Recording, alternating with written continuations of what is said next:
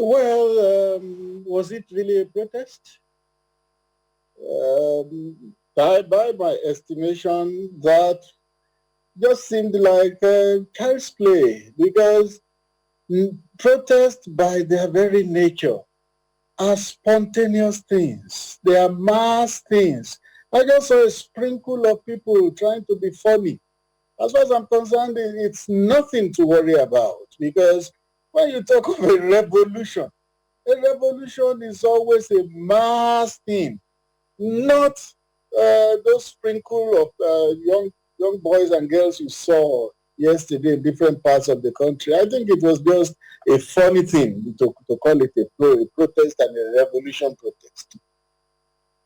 Why does it sound to me as though you're talking down on these individuals? Because they are Nigerians. Yes, they are young, but they have a right to voice the issues they have. If you say that was not a protest, I mean, the definition of a protest basically saying, coming out to say, I don't agree with this. That's a protest. So you still think that was not a It, protest? it, it's your opinion and you have a right to it.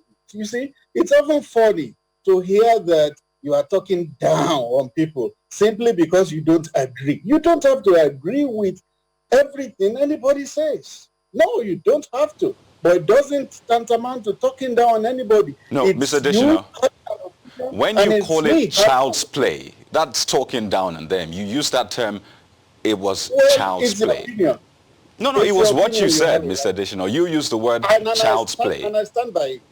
And I stand by it. In a country of 200 million people, if you see that sprinkle of people saying they are doing a revolution march, it was like a child's play, I tell you.